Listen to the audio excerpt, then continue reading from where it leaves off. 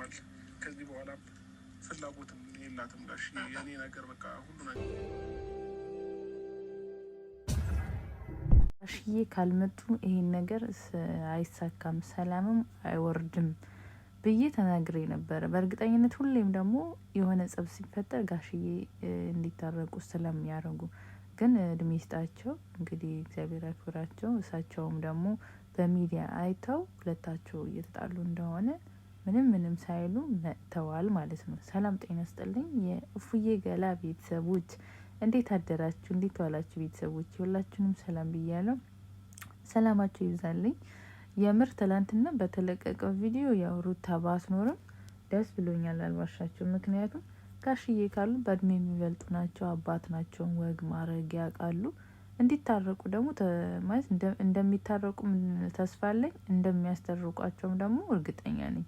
ምክንያቱም ሩታ እሳቸው ተናግረዋት እምቢ ብላ ስለማታውቅ። ግን የትልቅ ሰው ንግግር አያቸው አይደል ቤተሰቦች? በቃ ጊዜ ይሰጣል።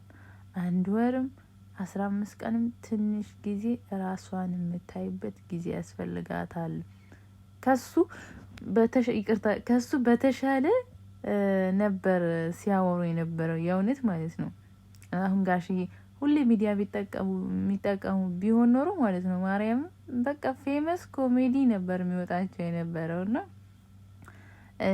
ያው እሱም በመለያየት ውስጥ ብዙ ነገሮች ይፈጠራሉ ብሎ ለማስረዳት ሞክሮ ነበር አብረሽ። ግን ጋሽዬ ምንም አሁን ልኮተኮታት አልፈልግም፣ ትንሽ ትረጋጋ፣ ለራሷ ጊዜ ትስጥ፣ ስለ ራሷ ታስብ፣ ከዛ በኋላ በኋላ ብለዋል ማለት ነው። ቃል ገብተውለታል።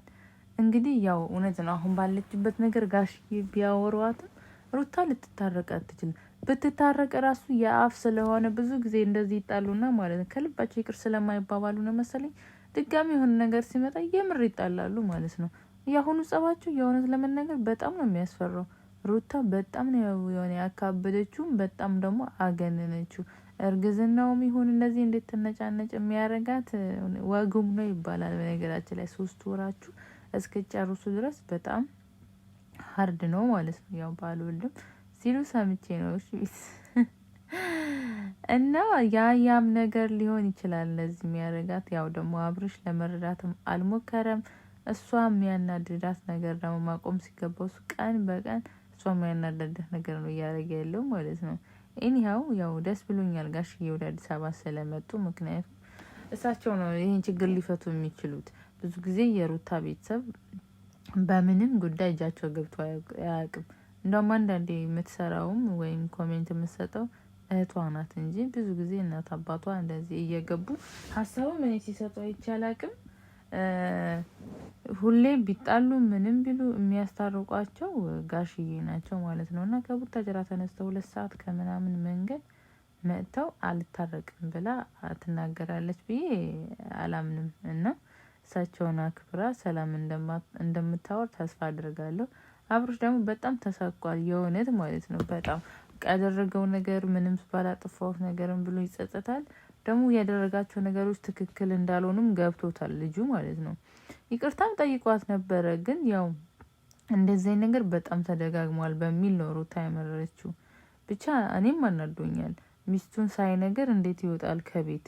ነውር እኮ ነው። ባለትዳር ከሆናችሁ በኋላ ባላችሁን እያንዳንዱ የት እንደሚሄድ የማወቅ መብት አለን።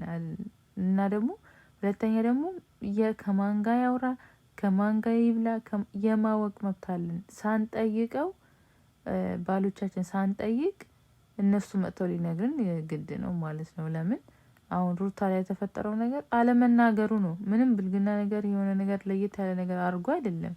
ለምን አልነገርከኝም፣ ለምን ደበከኝ በሚል ነው ጭቅጭቅ የተነሳውና እዚህ ደረጃ ላይ የደረሱት ማለት ነው። አሁን ድረስ ነው የሚጨቃጨቁት እነሱ። ለምን የሆነ ሰው በመሀል ካለ